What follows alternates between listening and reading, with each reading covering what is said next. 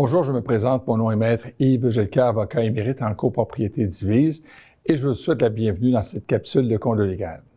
Aujourd'hui, je vous explique le rôle des officiers d'assemblée, ces personnes clés qui veillent au bon déroulement de l'assemblée couritaire. Président, vice-président, secrétaire et parfois même scrutateur, leur présence est indispensable à la validité de vos décisions collectives. La déclaration de courtier précise les règles relatives à l'Assemblée, y compris la désignation des officiers. Ils sont généralement élus au début de l'Assemblée à la majorité absolue des voix exprimées. Sans leur nomination, aucune décision prise par l'Assemblée n'est juridiquement valide. On ne peut pas y déroger, c'est une condition de fond.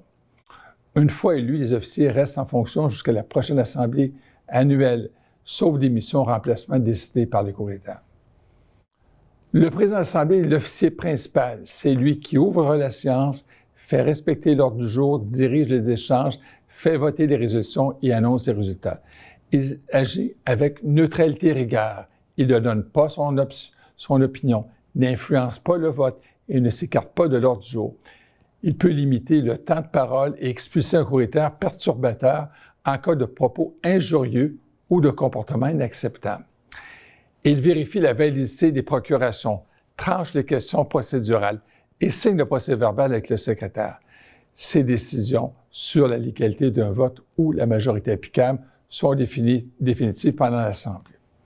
Moins sollicité, le vice-président prend la relève si le président est temporairement ou définitivement empêché. Il doit être prêt à assumer pleinement la direction des débats dans le respect des règles prévues par la déclaration de courtier. Le secrétaire est chargé de rédiger le procès-verbal.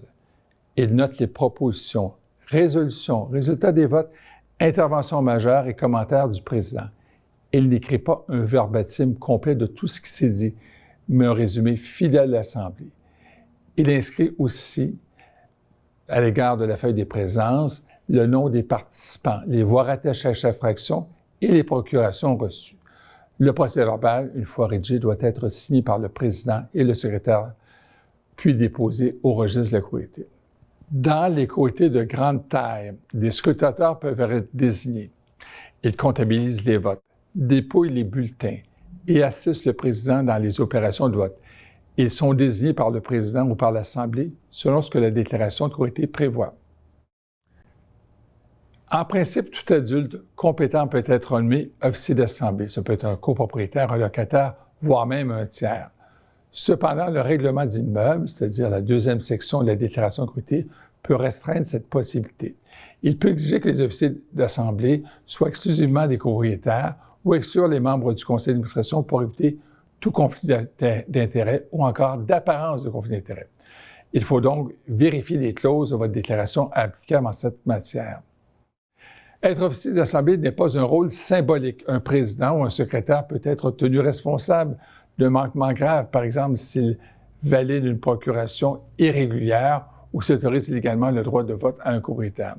Avant d'accepter ce rôle, il est fortement conseillé de vérifier si la police d'assurance du syndicat couvre la responsabilité civile des officiers d'assemblée. Et il y a lieu de rappeler que la loi rend cette police d'assurance obligatoire. Rappelons que certaines déclarations de courtier interdisent que les administrateurs du syndicat soient aussi officiers d'assemblée afin d'éviter les conflits d'intérêts. Respectez cette règle pour préserver la validité des décisions.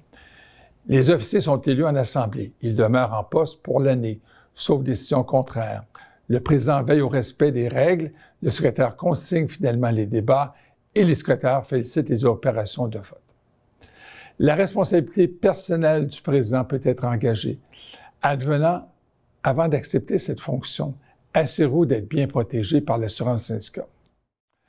Rappelons que les officiers sont indispensables au bon fonctionnement démocratique d'une courtier. Le président, le secrétaire, le vice-président et au besoin les secrétaires veillent à la légalité de l'ordre du jour et de la transparence et des décisions collectives. Leur nomination doit avoir lieu en début d'assemblée, sans quoi toute résolution adoptée peut être invalidée. Je vous invite à consulter notre fiche pratique sur le site Condo légal et à vous assurer que votre assemblée est bien structurée dès sa première minute. Bonne assemblée.